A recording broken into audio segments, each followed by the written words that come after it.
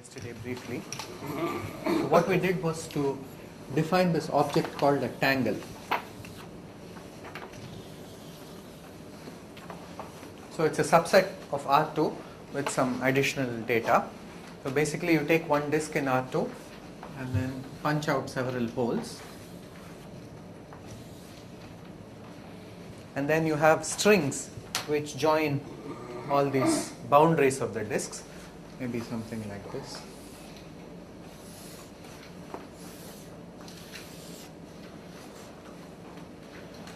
And then you also have sometimes strings which are just floating around, closed strings. Then you have shading of these regions.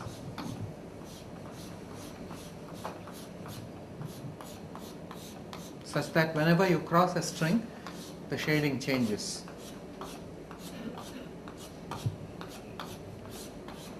And finally you have, for every disk that has a positive number of mark points, you have a star region, which is a white region adjoining its boundary, maybe something like this or like this.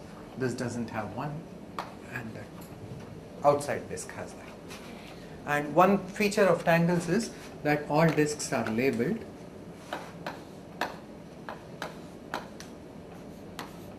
It comes along with this labeling. So basically this defines what a tangle is. And two things you could do with tangles. One is renumbering. You could renumber the disks to get a new tangle. Sir? Yes? If I have doubt in star region, yes. one put the star right side also. D1 around D1 means. Around, yeah, one can put the star here also. That would be a different tangle. You have to choose one white region and call it the star region. Normally, so particular disk has only one star region. Every disk has one star region. Every disk which has any points on its boundary will have a star region. This disk does not have any marked points on its boundary, so no star region. Every disk will have one star region. See, normally the way I write star regions is, I won't put the star here. If I want to make this the region, I'll put the star here. It's the same region, right? And it's just a matter of where I'm writing the star. But any one of the white regions can be chosen as star region. Okay, so two things that you can do with tangles are renumbering and substitution. You can put one tangle inside another. And also one thing to remember about tangles, of course, is that it's all defined only up to isotopy. That moving these things around doesn't make a change. So defined up to a diffeomorphism of R2. Orientation preserving.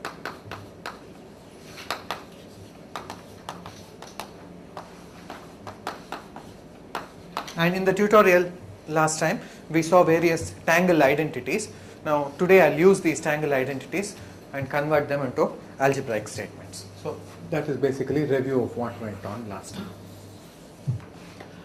Okay, now let me mention one important property of this property of substituting one tangle in another, and this is the associativity. So substitution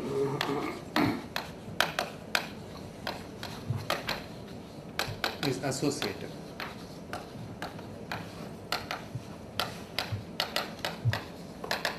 So what exactly does this mean?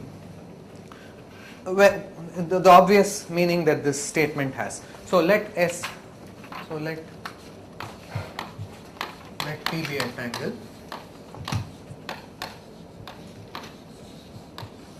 whose ith disk is of color Ki, which is also the color of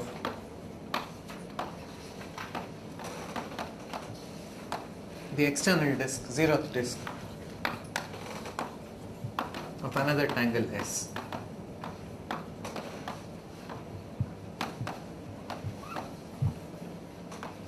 So that means S you can put inside the ith disk of T and produce a new tangle, which we said is called T circle DIS. And suppose S itself has some internal disk, and say the jth disk S has color K twiddle J, which is the color of the external disk of some other tangle U.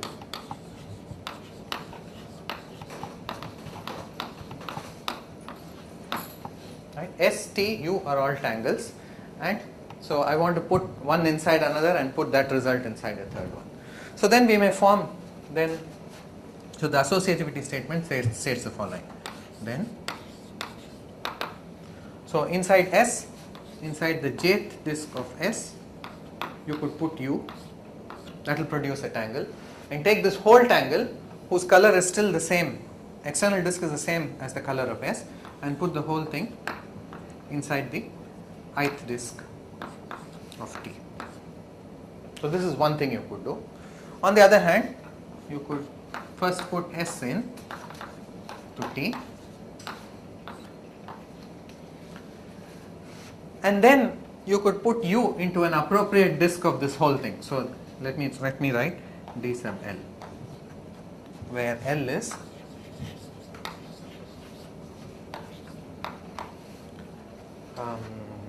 actually it is just I minus 1 plus J always. These two are equal.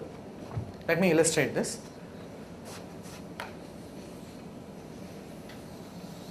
So here is a tangle T.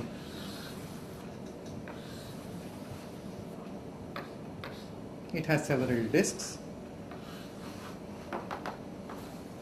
and let us say that this is the ith one, this is Di, the ith disk of T. So inside this you want to take the tangle S. Here is the tangle S.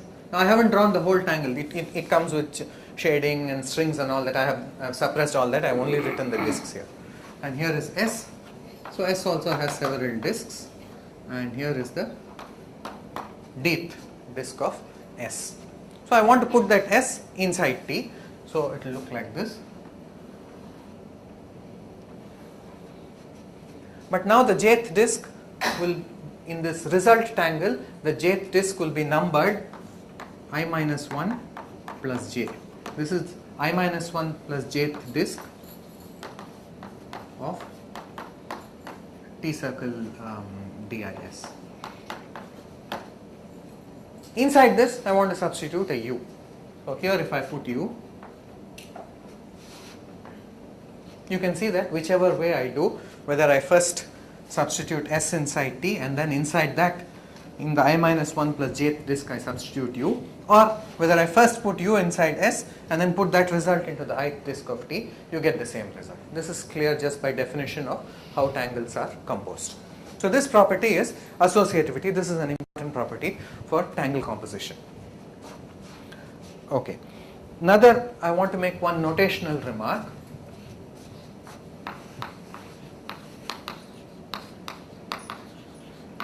So if T is a tangle,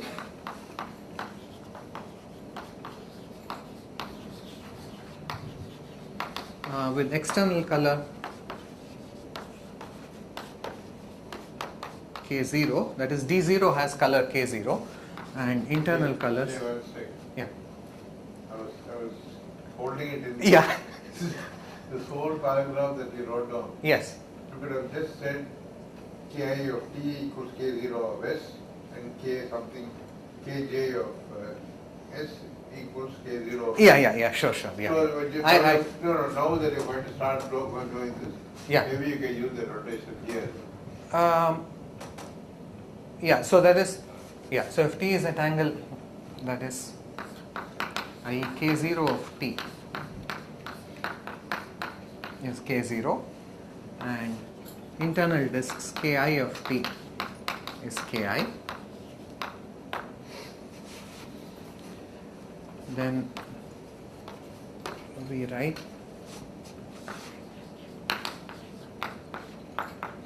in long form. If we want to write T, we may write it as K0 on top, K1, K2. So the notation for a tangle is not just its name, it consists of a name together with the subscripts and superscript, the subscripts indicating the color of the internal discs, the superscript indicating the color of its external disc. So for example, for this particular tangle, so this would be T, and if you look at the internal discs, this is of color 2, this is of color 3 sorry, and this is of color 0 minus. So we would have 2 for the first one, 0 minus for the second one, and 3 for the third one, and the external color is just 1. So this tangle would be represented by T 1 2 0 minus 3. But we may, if we understand what the tangle looks like, I may just call it T, right? Typically I'll just call it T, but this notation sometimes will be useful. Okay, so this notational thing and associativity.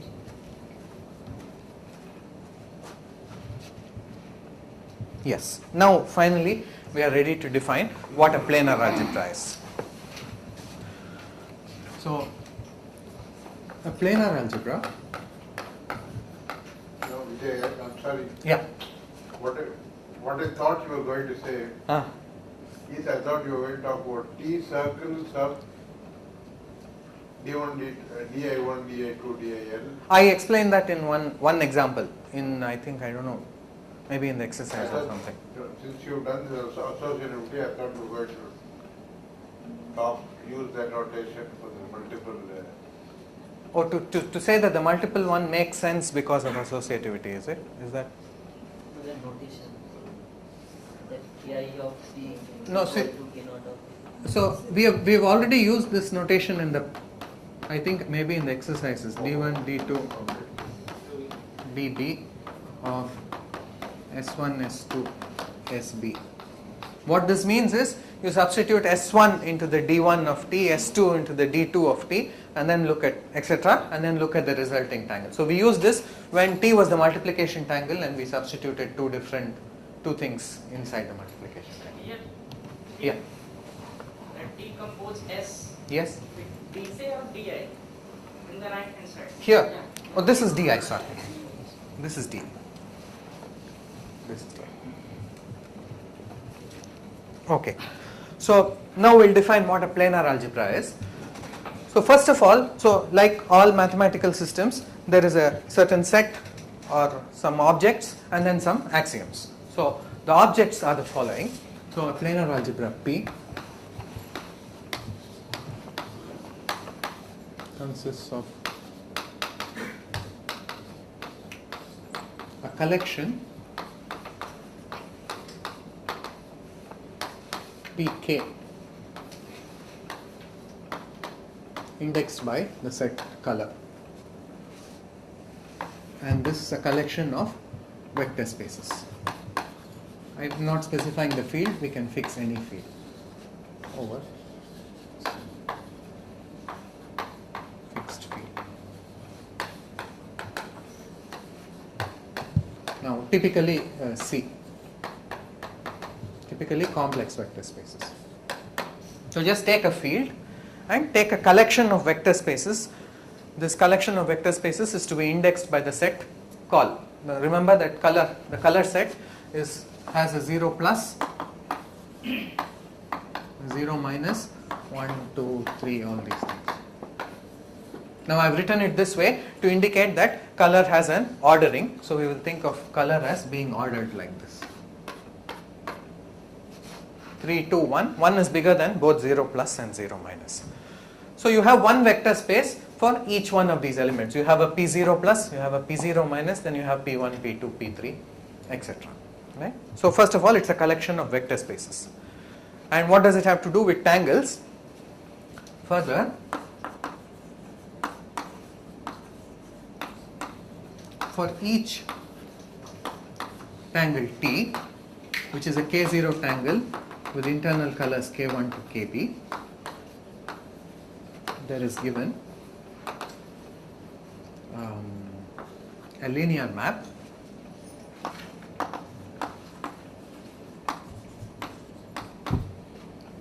denoted Zp, whose domain is the tensor product Pk1 tensor Pk2 tensor PKB and whose range is PK0. This is part of the data of a planar algebra. You're given a set of vector spaces, one for every k in color, and you're also given maps. So one for every tangle. So every tangle should give you a map. For example, this tangle, see, it has 2, 0, minus and 3 as the internal colors and 1 as the external color. So this, the map for this should go from P2, P0 minus, P3 into P2. Every tangle is supposed to give you one map. So that is the data for a planar algebra. Now I'll tell you what the axioms are. So there are 3 axioms.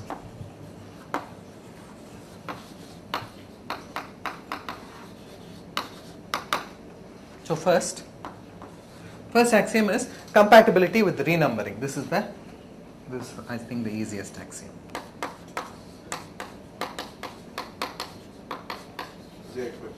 Yes. No, collection of tangles I have already defined. We take the collection of all tangles. Every tangle is supposed to give you one such map. Depending on what kind that tangle is, the domain and range will depend on that. So for example, for this tangle, the map will go from P2, P0 minus P3, the tensor product, to P1. But every tangle should give you a map. Okay. So compatibility with renumbering.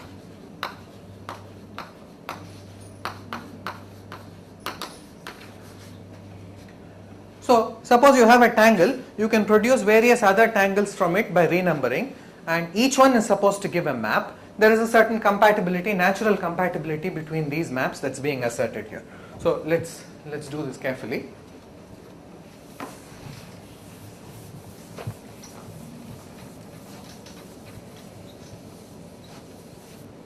So take a tangle T, which is a K0, K1, Kb tangle, and take a sigma in the symmetric group. So then we define what is the tangle sigma T. So recall that sigma T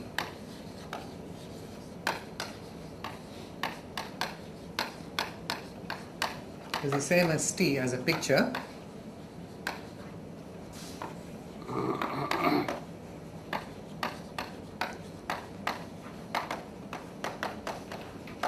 but with its sigma ith disk equal to the ith disk of T. Okay, so now let us see what kind of compatibility could you expect between the maps ZT and Z sigma T, the most natural kind of compatibility. Okay, so where does ZT go from? So ZT, it has colors K1 up to Kb, so ZT goes from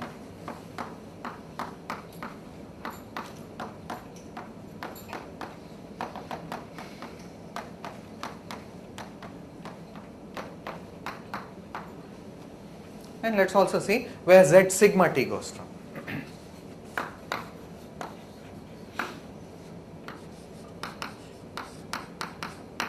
Now Z sigma T should go from whatever P sub, whatever is the color of the first disk of sigma T, tensor P sub, whatever is the second color of the second disk of sigma T, so on. Now what is the first disk of sigma T? The sigma ith disk of sigma T is the ith disk of T.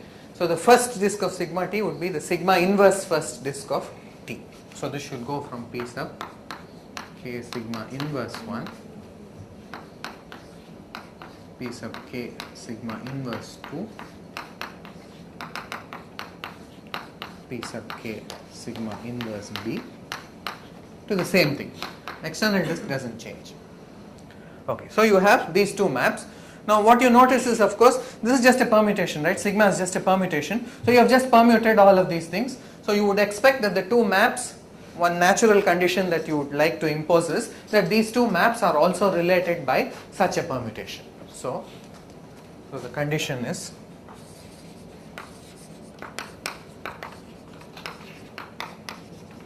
the above diagram commutes. Let me complete the diagram.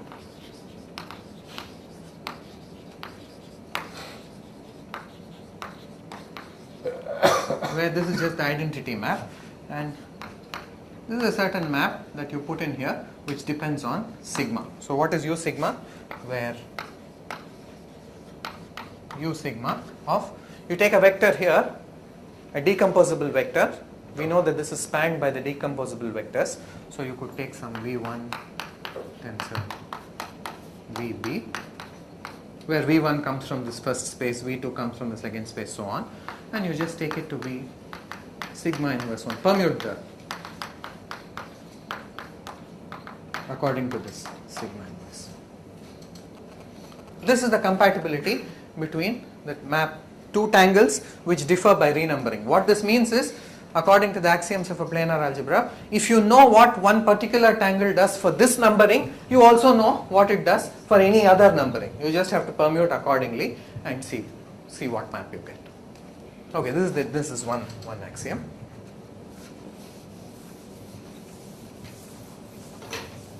So the other axiom is compatibility with substitution. Those are the two basic operations on tangles.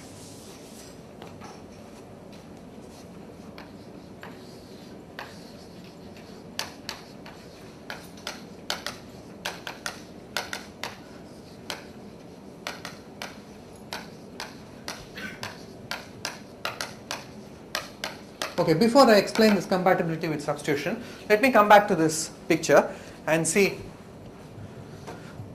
So, okay, so let's consider this tangle. So what does the planar algebra do? You can regard a tangle as a kind of machine, right? So it has inputs and it has output. So the inputs are what go inside here. Okay, a disk of color 2 will take an input from P2. A disk of color 0 minus will take an input from P0 minus. A disk of color 3 will take an input from P3. So together you put the inputs, by tensoring them, you get an element of P2, P0 minus, P3. And this tangle you regard as a machine which gives you an output, and the output is, the color is in P sub whatever the color of this external disk is. So you regard this tangle as a machine which takes some inputs and gives out some outputs. If you do regard it this way, then the compatibility with substitution is something very natural that you would expect. So what you want is the following. So say T is K0, K1, Kb.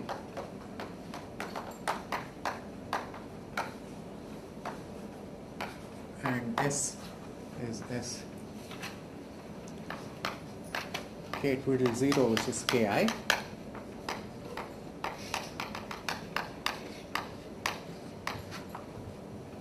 So take a tangle T which has internal disks of colors K1 to Kb, and the ith color is the 0th external disk of S.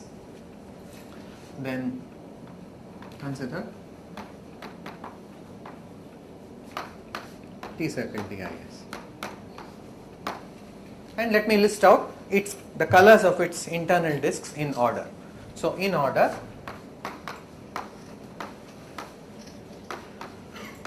the internal disks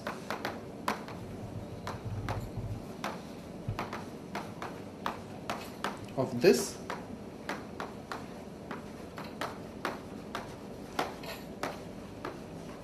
have colors. So up to I minus 1, it's the same as those of T. K1, K2 up to Ki minus 1. Then the ith disk of T has disappeared. That is what has been replaced by S. So then you list the disks of S in order, which is K twiddle 1 up to K twiddle B. And then you have the rest of the disks, which is Ki plus 1 up to Kb. This is B twiddle here, and this is B. So these are. So therefore Z T circle DIS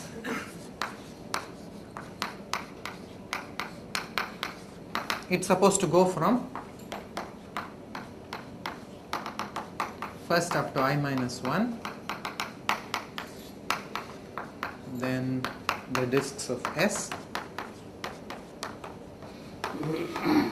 and then the third part is from I plus 1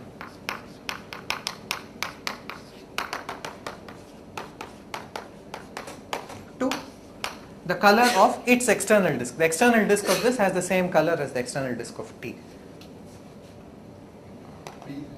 P. K0.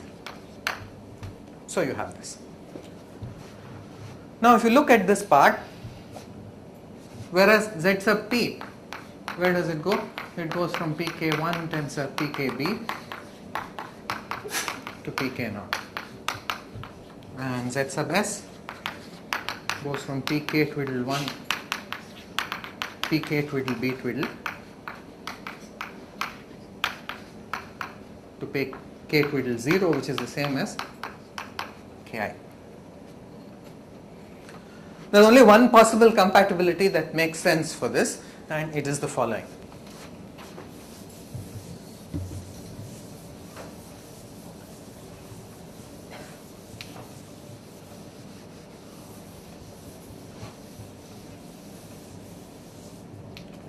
So what we impose is the following condition. So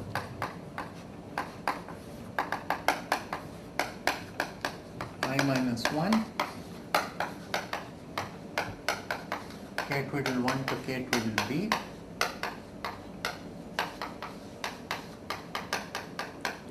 I plus 1 to b. You could go directly by p circle dis to pk0. That's one way you can do it. Or the other way you could do it is, you could take all of these, apply zs to this. Zs applies to exactly a tensor element of the tensor product of that kind, and put identities on the rest. So id tensor zs tensor id. So this id refers to the identity map of this tensor product space. This id refers to the identity map of this tensor product space. And where will you land up? If you applied this, you would land up exactly in pk1 tensor pki minus 1 tensor pki. That's where zs lands. Tensor pki plus 1 up to pkb. And after this, of course, you could apply zt. So this is the natural compatibility that you would expect for tangles. Again, regarding tangles as machines, this is also something natural that you want. So for example, let's come back here. So here you have a machine which accepts an input in P2, an input in P0 minus, an input in P3, and gives out an output in P1. Inside this, if you want to substitute, let's say inside this you want to substitute some tangle, some tangle, right? Inside this, if you want to substitute some tangle. Now you can think of this one as a machine which takes inputs from these two and gives this output. Then you feed that output into this T machine, and you will get one big output, leaving the other outputs unchanged. Leaving the other outputs unchanged is what is this, putting this identity here and identity there. You change only that whatever goes into that S, you apply the appropriate ZS and you get this. So this is the compatibility with substitution. So now notice that in contrast to algebraic systems that you might have studied so far, typically if you want to define, let's say you want to define what is an algebra over a field, you will have one thing, one vector space, and then you will have a multiplication.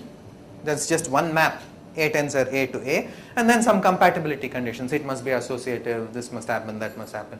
Typically a few maps and a few axioms, whereas the planar algebras are totally different from that kind of thing. Here the number of maps that you have as part of the original data itself, you have an infinite number of things. You have one for every tangle, that's part of the data itself.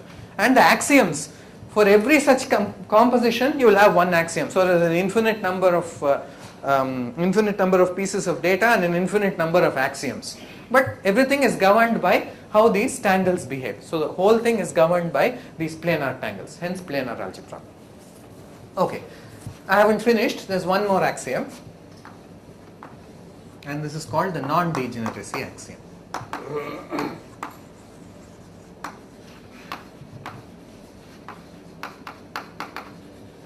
Of the three axioms, I mean all are important, but the crucial one is this middle one. The second one is the actual, is the one that does most of the work. The other two are also needed in various places. Okay, so non-degeneracy axiom says the following. So consider for any k in call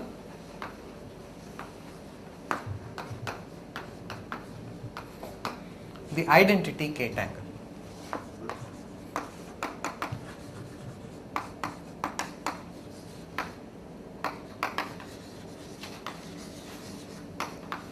I, which is IKK. So we introduced this in the tutorial, but I just did it for when k is positive, so let me just say what it is in general, given by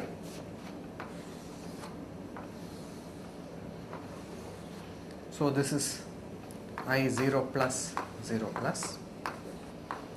Should you say something about case of B is 0? I'll come to that. Yeah, I have that written down. I'll deal with that later. So I0 plus 0 plus is a tangle with one external disk of color 0 plus, one internal disk of color 0 plus, no strings, no stars. Shading, of course, this is white, shaded white. And I0 minus 0 minus is the following tangle. Same thing, except it is shaded fully black.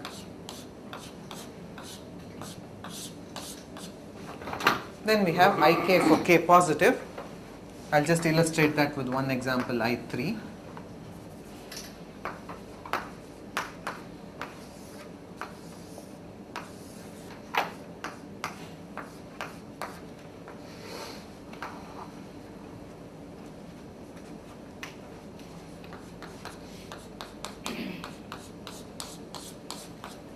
That's it. IK will have k strings here and k strings there. This part will be black or white according as k is odd or even, right? So this tangle is called the identity tangle, and we saw in the exercise that, so we saw that this is an idempotent. I circle I equals I. In this sense, you just put I back into itself, you will still get back I. Okay. So now what does this identity tangle do on a planar algebra? So that is what we want to see.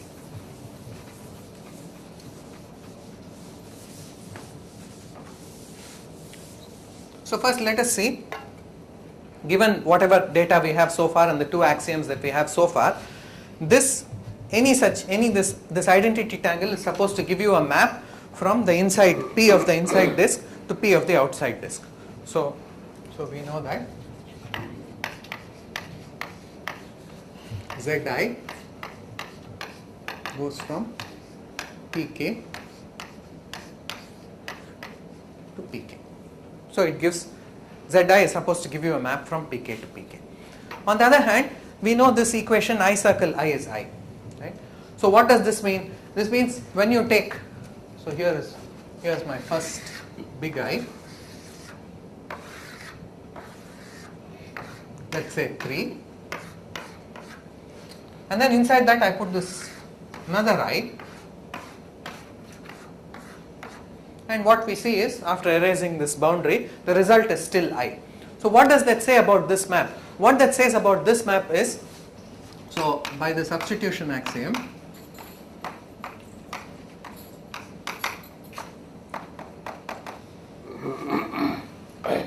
and the fact that I circle I is I, we conclude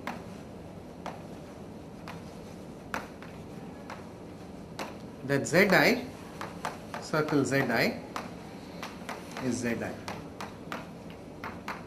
Now what are all of these? All of these are maps from Pk to Pk. So this is a map of some vector space, and this is actually an idempotent map. That idempotence of that tangle, that picture idempotence, actually implies an algebraic idempotence of a certain map which is going from Pk to Pk associated to the tangle I. So Zi squared equals Zi. Now more generally,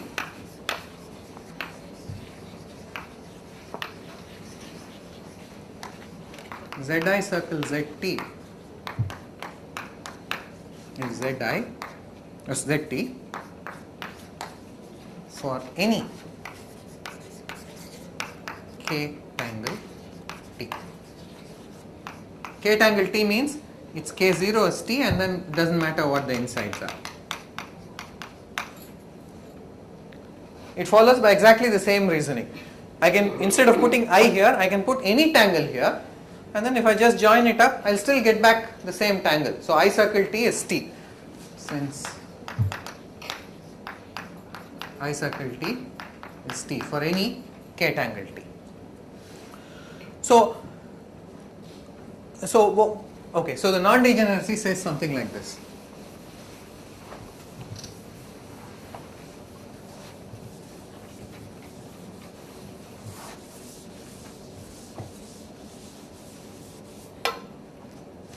So the axiom says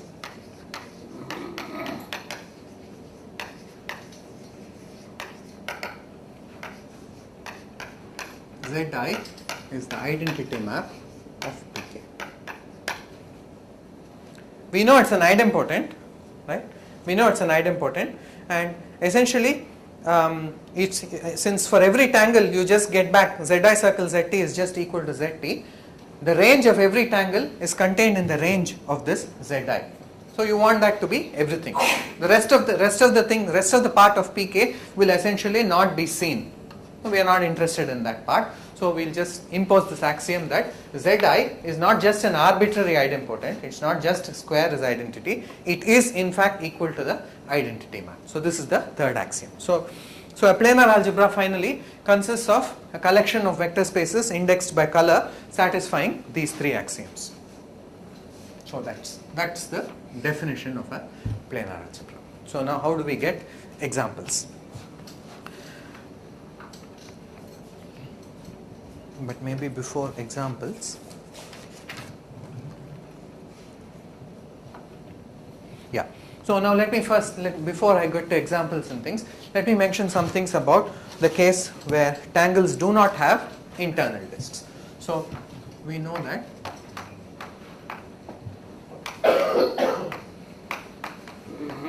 for T, which is a K0 tangle with internal disks of color K1 to Kb, Zt is supposed to give a map from the tensor product of the Pki, I equals 1 to B, to Pk naught. But for a tangle there is no restriction or no condition that it must have an internal disk at all. Perfectly well you can have tangles which do not have any internal disks. Yesterday we saw one example, so recall the tangle U. This is U3, which just look like this.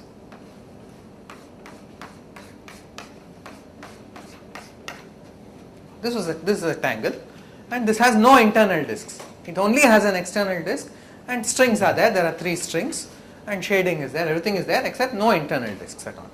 So what would Z of U? What should you do for Z of U? As part of the data, you are supposed to have a map Z of U.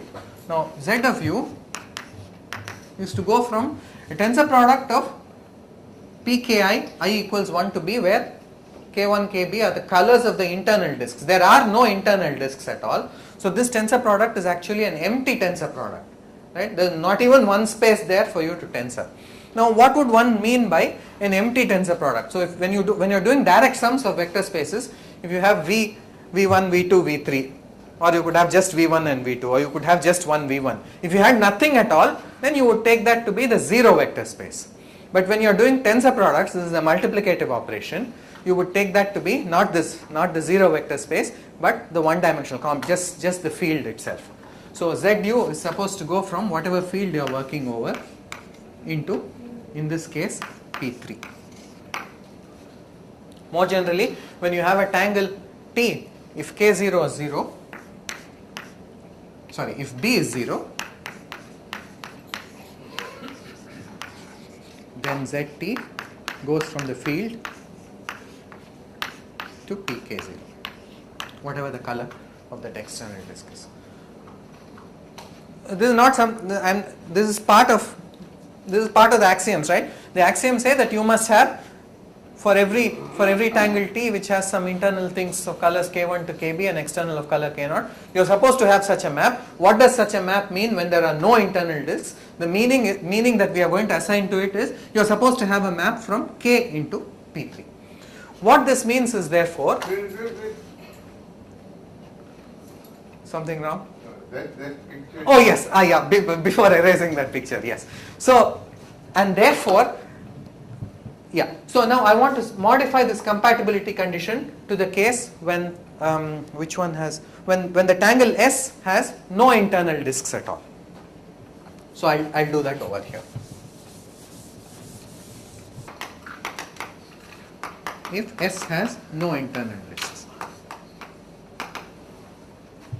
So if S has no internal disks, this tensor product, this whole tensor product would just become the empty tensor product. There is no k1 twiddle up to kb twiddle. B twiddle is just 0. This B of S is what we denoted by B twiddle in this thing. So if that is 0, then the compatibility condition is as follows: pk1 tensor pki minus 1 tensor C, or field you're working over, k tensor pki plus 1, that should be a kb. I should have said ki plus 1 up to kb there. And the rest of it looks very similar. I tensor zs tensor I, you will land up in, this will give k1 up to ki minus 1. Zs goes from k into pk sub I. So the final thing will go from I equals 1 to b pki.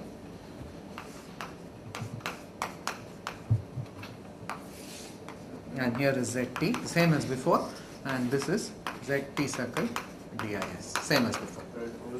What do you know that thing? Actually, the T circle, Z T circle, there is no K factor, that's the problem.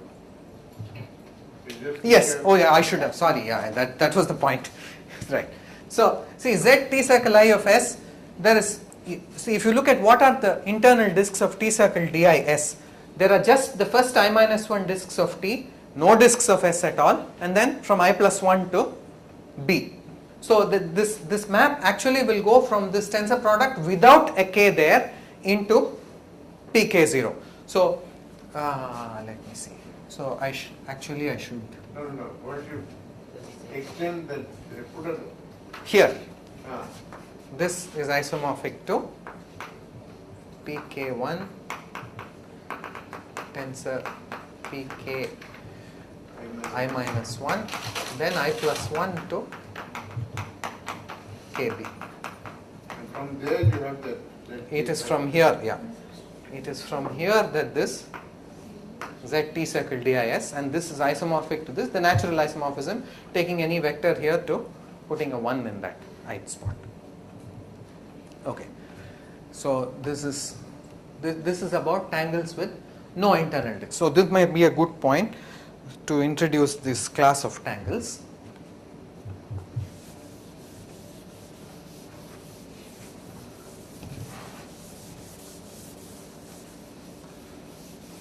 Okay. So the tangles, the set of tangles with no internal disks, they form a distinguished class, and with one further condition. So a tangle with no internal disks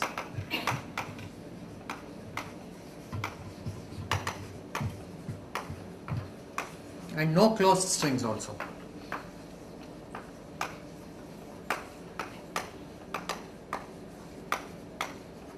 Is called a temporally leap tangle.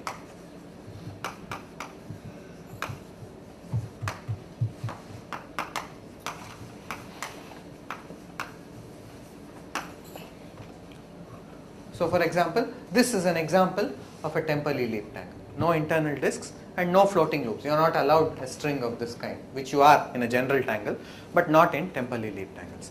So let's just see some of these temporally leap tangles in various colors.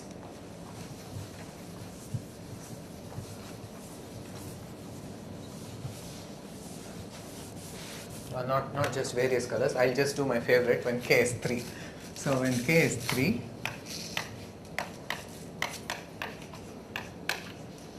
the 3 temporally leap tangles That's just abbreviated by TL. Are the following.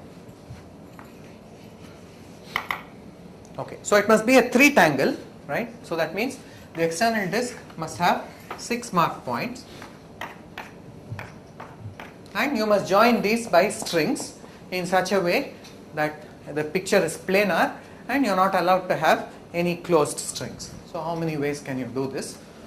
So this first point here, maybe this joins this, maybe this joins this, and this joins this. That's one way, right?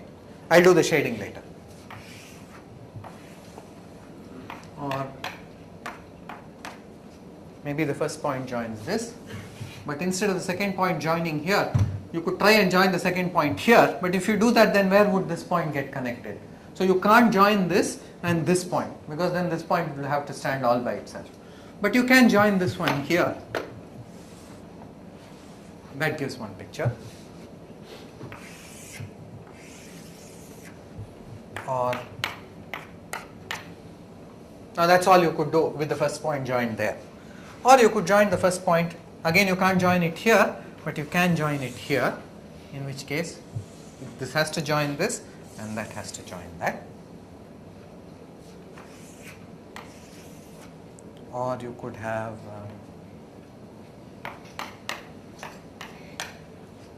first point cannot join this one, but it can join this. And here there are two possibilities, either this or finally this.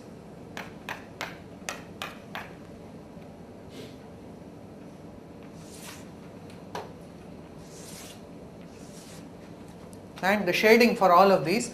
Now actually I have been careful in drawing the shading for all these tangles, but once you think about it a little bit, it's really not necessary to draw the shading explicitly, except in some very small cases when everything involved is a zero tangle. Star. Yeah, star I'll have to put. Once I put the star, the shading is completely determined. So once I put the star, for all of these I put the star in this corner here. Once I put the star, the shading is completely determined. I need not, if there is a star anywhere in that tangle picture, the entire shading is completely determined. So I don't have to indicate it. Second and fifth one, they are same. Which one? Second. And fifth one. You can stretch it this. Or the star. Second and Okay. fifth. No, these two.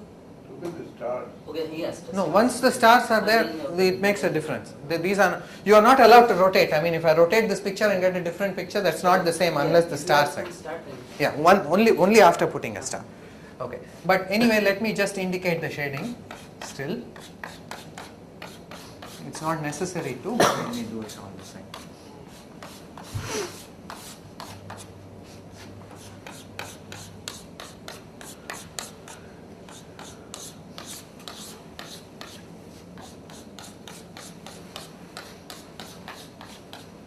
So you see, that's all. That's all the possibilities for the temporally leaped tangles if you have only 6 points on the boundary. And you can imagine that even when you have 6, 8, 10, whatever, how many ever points you have on the boundary, you can imagine that you will get only a finite number of possibilities. That is clear, right? If you think about it, you will see. So the temporally tangles are the following. So here is an exercise. How many are there?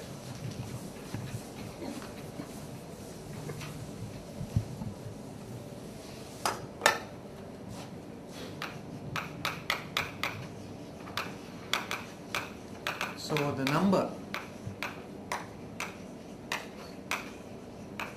of n temporally leaped tangles,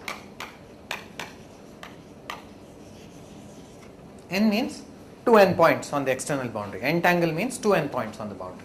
The number of n temporally leaped tangles is given by the Catalan number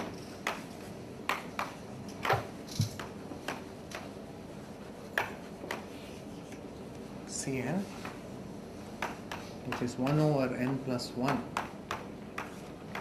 2n choose n.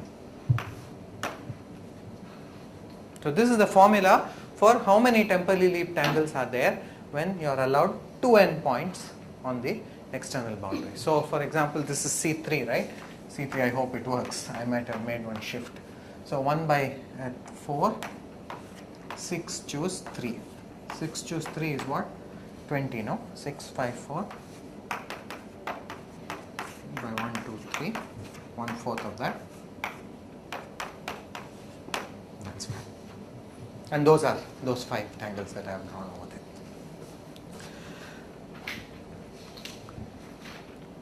Yes. So let me also mention one more thing about these temporally leap tangles.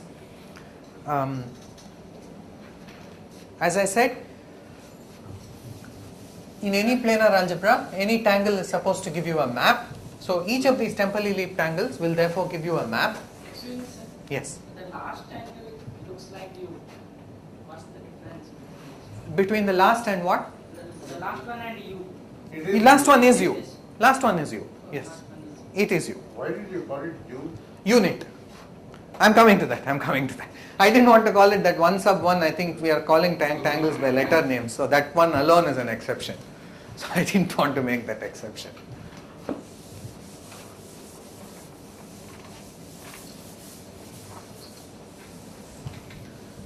Oh yeah, oh there are more exercises. Okay, okay, I'll come to that in a minute. Yeah, so in any planar algebra, so thus each TL tangle, let's say a K TL tangle, okay, thus given a planar algebra P, which is a collection of vector spaces, etc., etc., each TL tangle, say P, gives a map ZT going from where to where. There are no internal boxes, so this goes from the ground field, whatever field you are working over, K, into P of K. External disk is of color K. So that means every temporally leap tangle will give you one such map. But what is a map? So all of these maps for us are linear maps, right? We said that it's a linear map from here to there. So a linear map from just the ground vector space into some other vector space. If I know where one goes, then I'll know where everything goes, right? So this essentially corresponds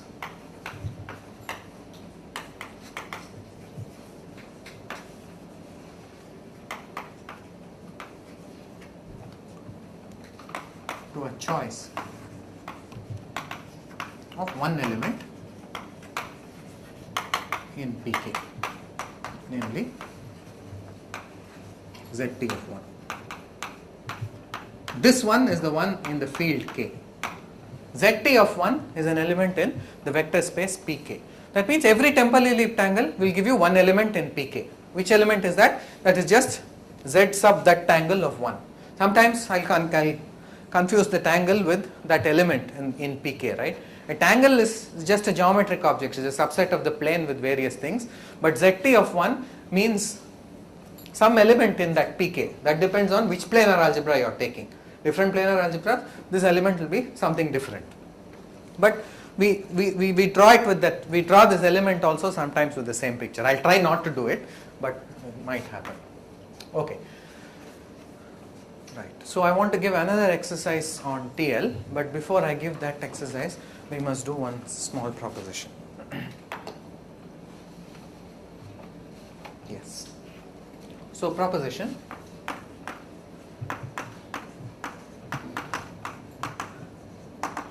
So if P is a planar algebra,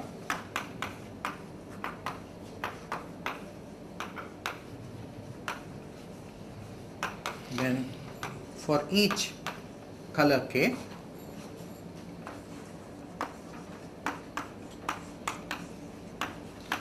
the multiplication tangle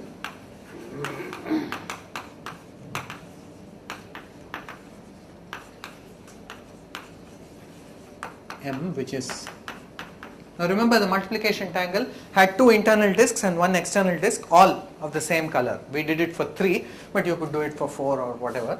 The multiplication tangle M K K K internal discs of color k, 2 of them, external disc also of color k. The multiplication tangle specifies an associative multiplication on pk, and the unit tangle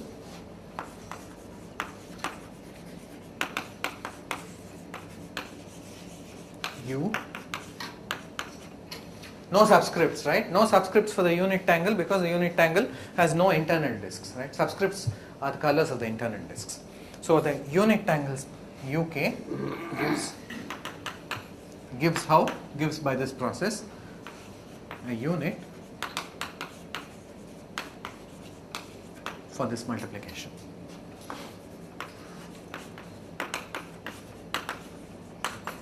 Further, this happens for every color k, right? There is an associative multiplication on pk defined by the multiplication tangle, and this multiplication has a unit. That unit is specified by this tangle. That means what? Zu of 1. Zu of 1 is an element in pk. I am claiming that that element Zu of 1 is a unit for the multiplication of pk. Further, if k is 0 plus or minus, then pk is also commutative. It's not just an associative algebra, it's also a commutative algebra. Okay. Now this proposition, what it is for planar algebras is what, you know, when you do group theory, existence of identity is unique and inverses are unique. All these very, very basic propositions that you will do in group theory, it's like that. You have to understand this proof very, very clearly in order to be able to proceed further. So let's do this in detail.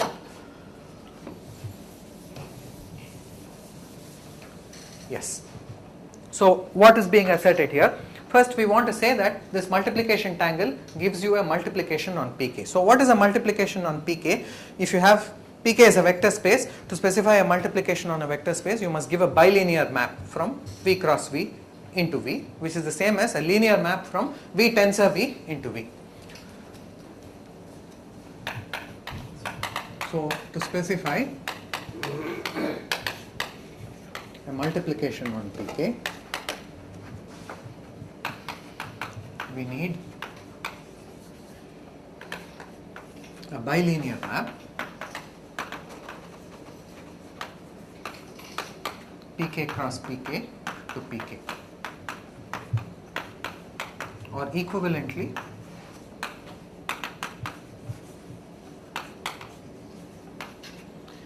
a linear map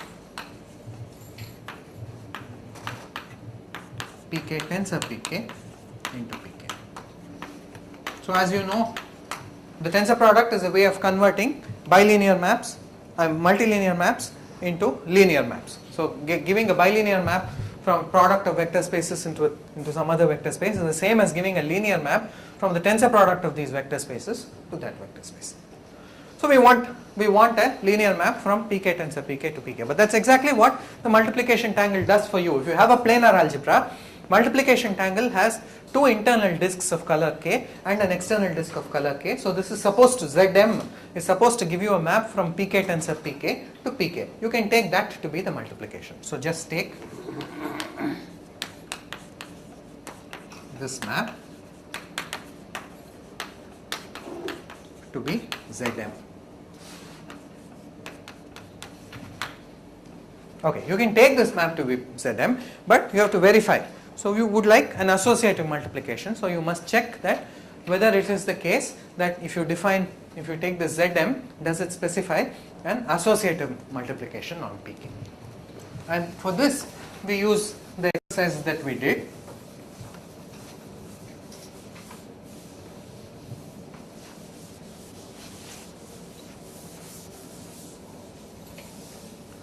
Yes. So we have to show associativity.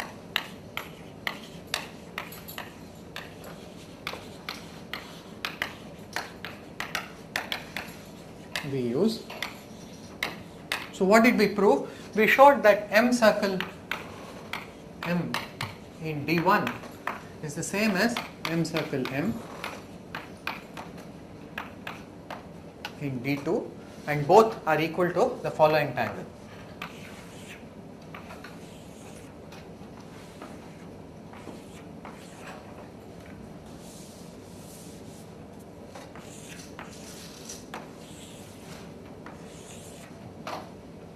This is for k equals 3.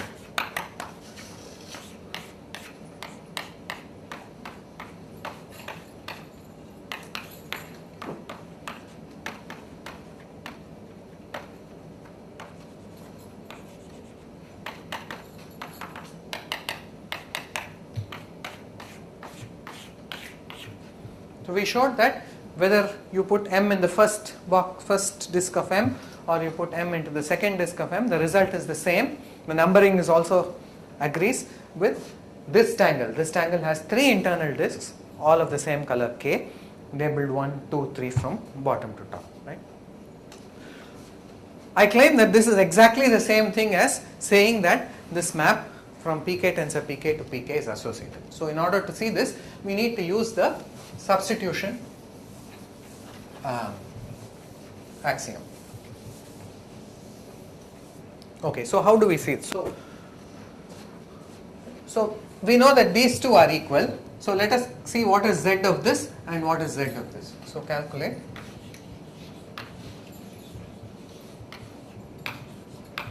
z of M circle D1M and z of M circle D2M using the substitution axiom.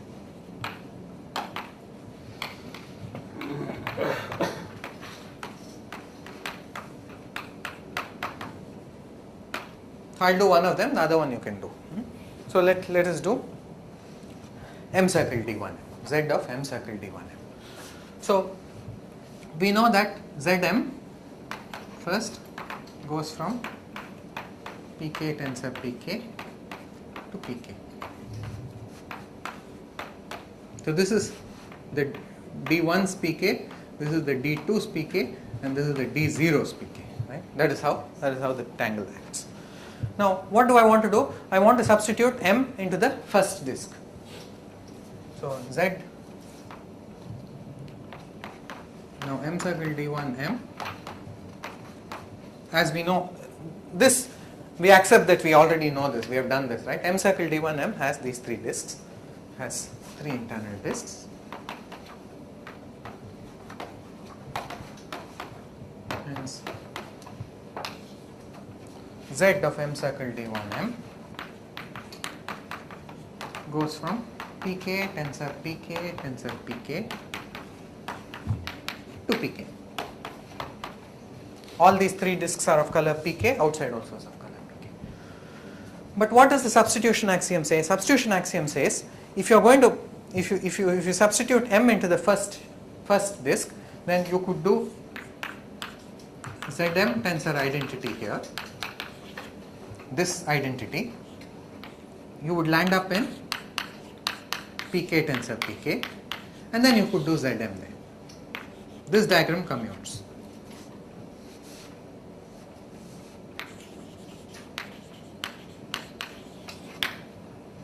So Z of M circle D1M is actually Zm composed with Zm tensor identity, i.e.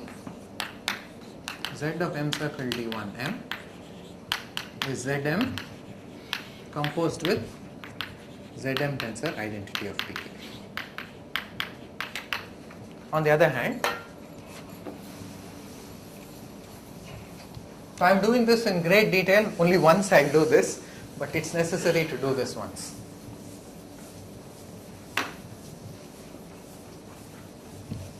On the other hand, I could have substituted into the other disk M circle D2M.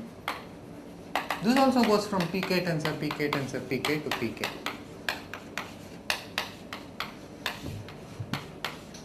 Again, by the substitution axiom, these 2 pk's, if I do Zm, and here if I do identity, this will land up in pk tensor pk. Then I do Zm here. And so we conclude that Z of M circle D2M equals Zm composed with ith pk tensor Zm. That's what the substitution axiom gives you. And now we know that this tangle m circle d1m is the same as this tangle m circle d2m. That is a pictorial calculation. That is just by plugging in and seeing that m circle d1m, m circle d2m are exactly the same. So if they are the same tangle, then their z's also had better be the same. So the z of this one is equal to the z of that one. But the z of this is this and the z of that is that. They are not the same, right? They are two different ones. Hence Zm circle Zm tensor ith pk equals Zm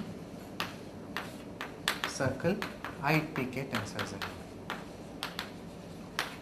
And that is exactly what associativity will say. That is exactly what it means for the map defined by Zm going from pk tensor pk to pk to be associative. Because what does the associativity say? So you have pk tensor pk to pk tensor pk. You can go in two ways. This is Zm, this is Zm. In one way you could go that way, Zm tensor ith pk. Another way you could do ith pk tensor Zm. And for this diagram to commute is exactly the same thing as saying that Zm is associative. Thus, the multiplication is associative.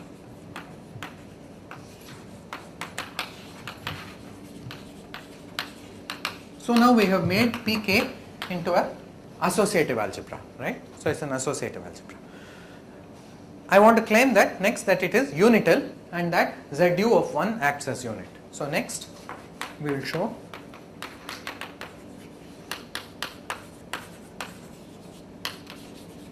the element ZU of 1 in pk is a unit for this multiplication. This uses the non-degeneracy axiom. Okay, so why is that a unit? Again, we begin with a tangle equation and exploit that equation to get this algebraic consequence. So observe that.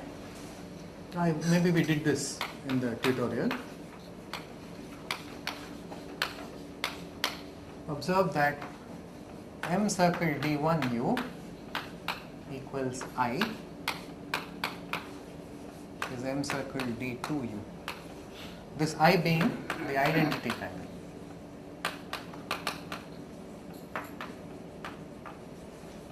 So everything is of color k, right? I fixed one color k, I am dealing with tangles of color k.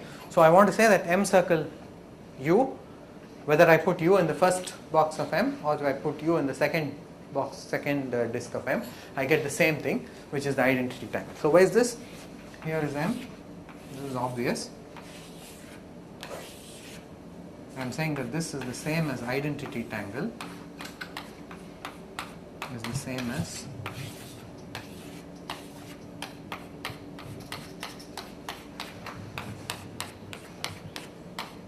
so here's the multiplication tangle. If I put u into the first box of m, that would be u is just this thing, these three things joined straight, and erase that, I clearly get this picture, right? These two are the same. Or if I put u in the second box, then also I get that picture. So this is a tangle identity. Now I want to convert this tangle identity again, just like what I did over here. I converted all tangle statements into something about maps from pk's to pk. So what does this tangle thing say about the map from pk to pk?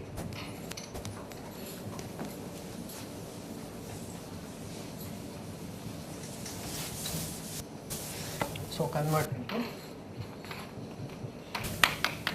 statement about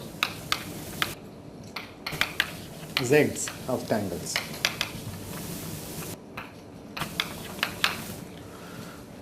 So m circle u d1 is I.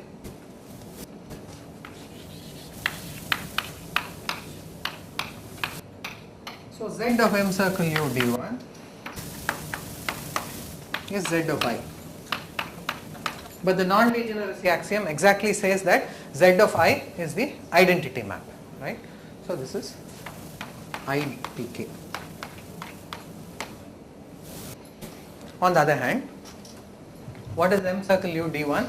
It's obtained from this triangle M by putting in this U inside. So go back to the substitution axiom. When you have an empty disk, what does it say? So Zm goes from, so you have Pk tensor Pk to Pk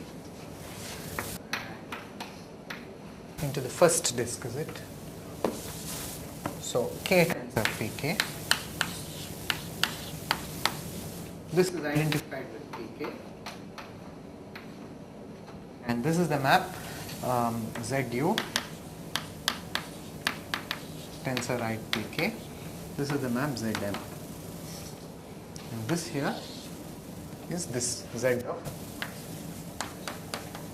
M circle D1U, which we know as Zi, which is identity. So what is this final thing saying? This picture commutes because of the substitution axiom.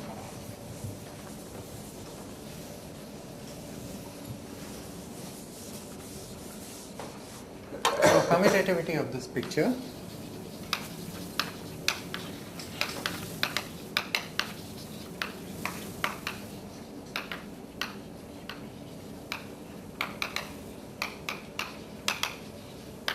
so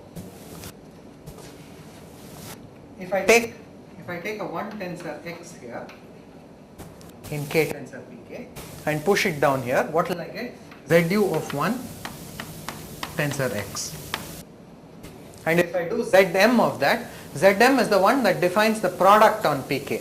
So I'll just get the product of Zu of 1 and X.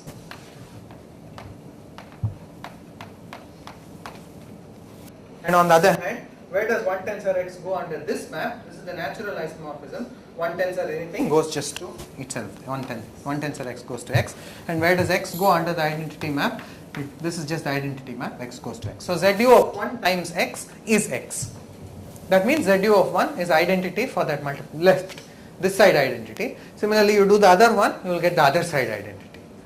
Implies that Zu of 1 is whatever, maybe this is left identity.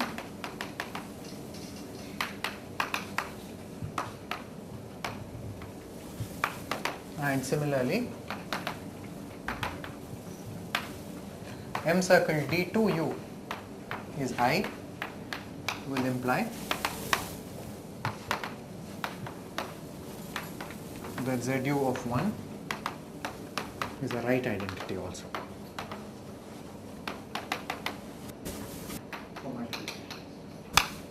So it is. So we have a multiplicative identity which is given by Zu of 1. That essentially this picture. See, as I said, this picture is actually a tangle, but I also regard it as an element. Zu of this is actually an element in Pk. That element acts as identity for the multiplication. Okay. So now I can assign this other exercise. Oh no. Okay. I want to introduce some more tangles before I do this. Then dimension of Pk tensor. Yeah. Sorry. Yeah, dimension of Pk tensor Pk. Yes. Exactly dimension of multiplication of. No, the dimension of this thing is the product of the dimensions. That is just the power of Pk cubed. So what? Therefore. It is exactly the elements of the total elements of Pk. Now, are you drawing some conclusion about the dimensions of higher and higher pKs? Is that what? How are you drawing the conclusion? This just gives you a map. Nothing is being said about injective, surjective, nothing here. This multiplication is just a map from Pk tensor Pk to Pk. All that is being asserted in this proposition is Pk becomes a unital associative algebra. If you have a planar algebra, Pk is a unital associative algebra for the multiplication which is specified by this multiplication tangle and for the unit which is specified by the unit tangle.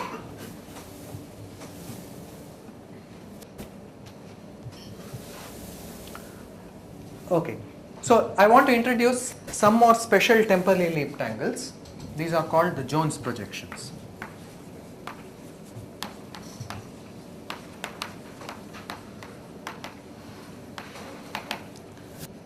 So the Jones projections are this family of tangles. So for each k, at least 2, there is a temporally leaped tangle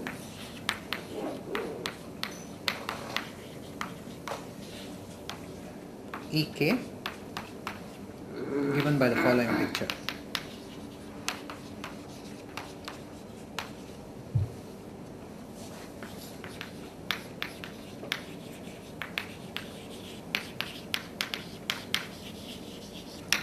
So it's defined only for k at least 2, and it's a certain temporally leaped angle, a very simple kind of temporally leaped angle.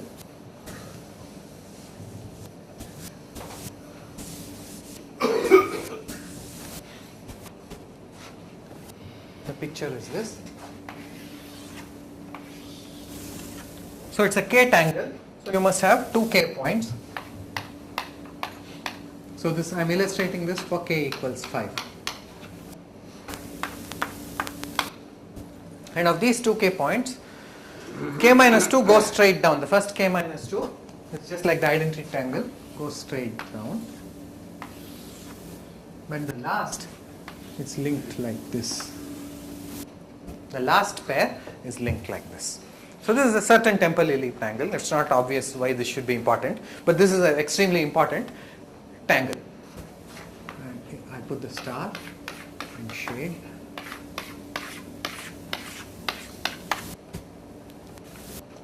So there is one for every k. Just the last 2 go this way, and all the others go straight down. So this is one. These are called the Jones projection tangles. In order to make sense of the exercise, I need to do a little more. This tangle we already defined in the tutorial. Inclusion tangle. The inclusion tangle is defined for every color k, right? It goes from pk to pk plus 1. So inclusion tangle.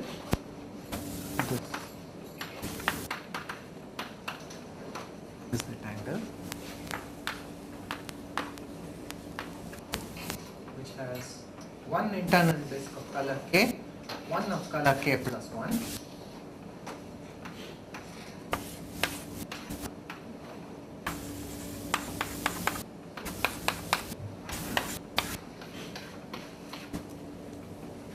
This is the tangle for k equals 3.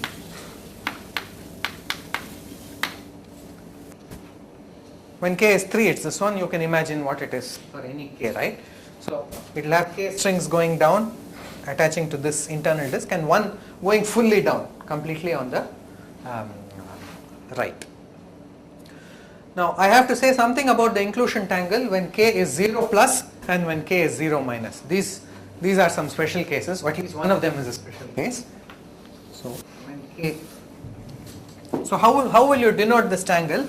I'll still call it I, but I'll put subscripts and superscripts to indicate where it goes, from where to where. So this is I, which goes from 3 to 4. Right? One internal disk of color 3, one external disk of color 4. So the two special cases are when this bottom is 0 plus and 0 minus. So where would it go? So both of them go to 1. Both 0 plus and 0 minus are the two things which are lesser than 1 in that order. Both will go to 1, and these are the following tangles. So I0 plus 1 looks like this.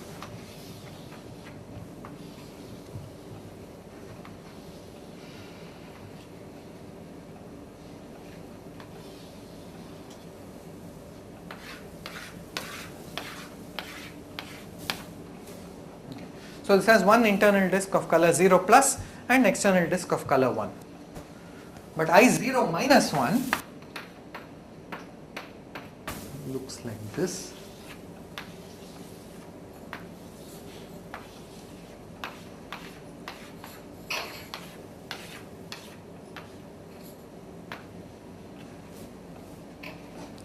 This is the only one which has, see, all of them have this extra string to the right. I0 minus 1 has the extra string to the left. Now that's an exception. Now actually it is not nice to have this exception. There is a much nicer and more symmetric definition of planar algebras than we have given here. And this has, you have colors not just 0 plus and 0 minus, you also have 1 plus 1 minus, 2 plus 2 minus. There's a whole set and you can do the whole thing much more symmetrically, except that this was originally the definition and I'm still not used to this new definition, although it's nicer, I think. So I'm just doing this part. So in the new definition, everything will work out very symmetrically. There is some lack of symmetry here because we are not following a symmetric definition. Okay, so there are these inclusion tangles. So what about the inclusion tangles? So note that, why is it called an inclusion tangle? Note that ikk plus 1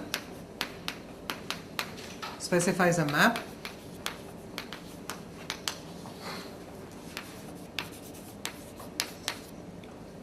Zi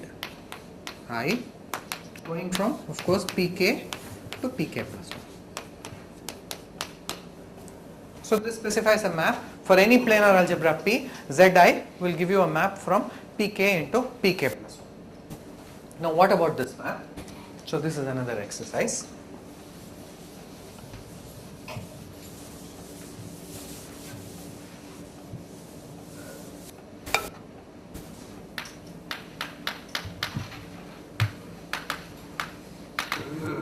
So I want to say that Zi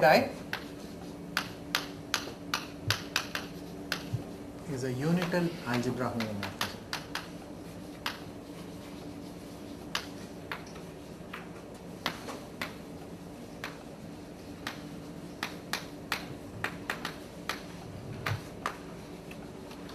From pk to pk plus 1. And we did do, most of the verification for this exercise was already done in the tutorials. It's a series of tangle identities. You only have to do the work of interpreting those tangle identities in terms of the maps as we did for multiplication and unit, right? Okay, so this is one exercise. Now once we do this exercise,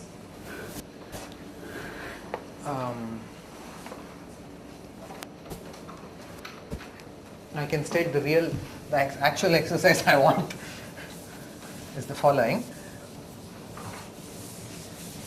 Okay, so if P is a planar algebra,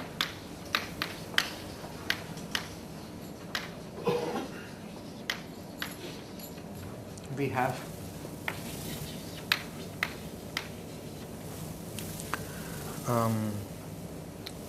have elements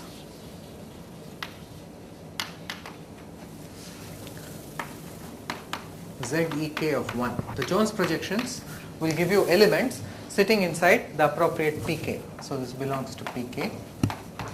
Now I will call this element E lower k. Right? E lower k is not a tangle, right? It's an element of a planar algebra. So although I am using this notation, so this is an element of pk, not a tangle.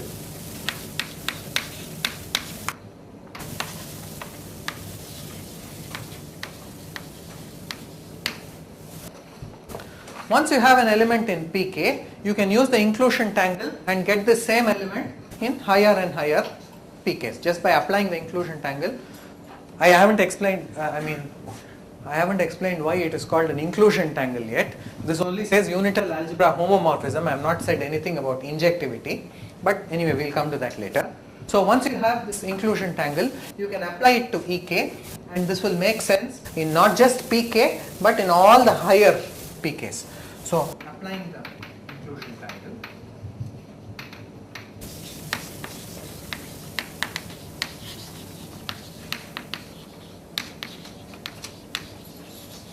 we get pk also sitting in P sub L for all L. Oh, maybe I shouldn't do this. Okay.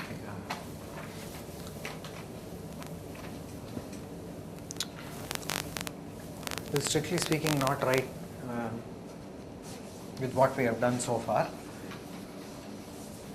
Okay, let me try to state the exercise precisely at least.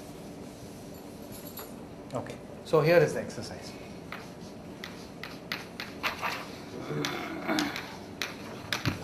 So fix a k. Okay. Fix a k greater than or equal to 2. Then you take all the ek's up to k. So consider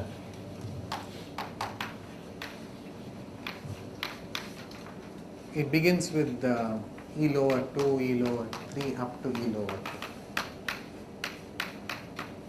By definition, ek lies in pk. So all this e2 lies in p2, this lies in p3, this lies in pk.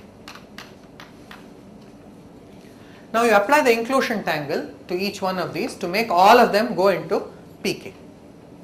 So take their images.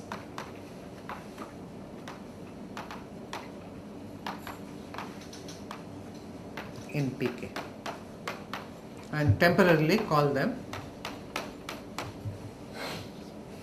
e twiddle 2, e twiddle 3 up to e twiddle k. E twiddle k of course is just the same as ek. So take all these things and put them inside pk using the inclusion tangle. So the exercise is to show that any TL tangle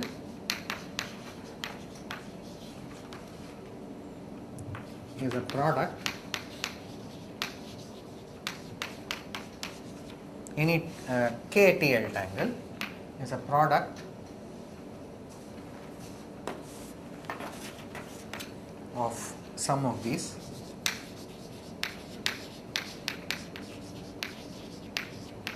E twiddles in some order.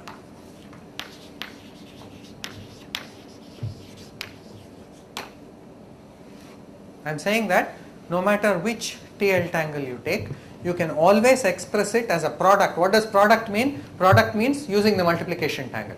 Is a product of sum of these e twiddle 2 up to e twiddle k in some order. Let me just illustrate this for 3 so that you get the idea of what is going on and why it's plausible. If k is 3,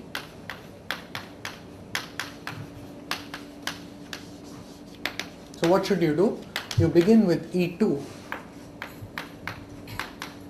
which is this picture, and E3, which is this picture with the stars here. Then you consider E twiddle 2 and E twiddle 3. What is E twiddle 2? E twiddle 2 is you apply the inclusion tangle to E2. What does the inclusion tangle do? Inclusion tangle keeps adding one string to the right. Each time you go from pk to pk plus 1, you have to add one string on the right. That's all it will do. Right? So you just add one string on the right. And this element is what we are going to call E twiddle 2.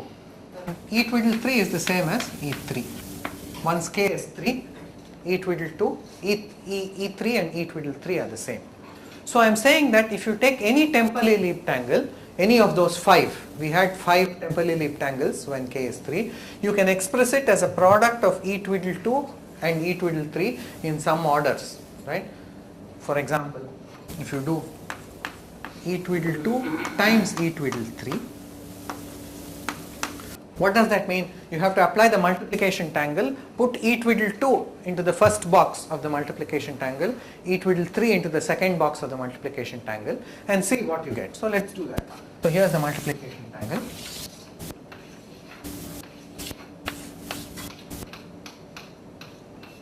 I want to put E twiddle 2 in this box.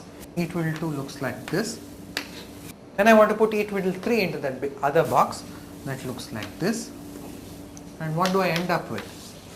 I end up with this picture. I am saying that this happens no matter what k is. You can always express it as a monomial in the e's. That's not, I mean, this exercise is not very easy to do. I don't know if I'll even be able to do it. It'll take some time to explain it carefully, but we'll try. I think this is a good exercise to test your understanding of planar algebras, multiplication and temporally leaped angles. Okay, so we'll stop here, continue.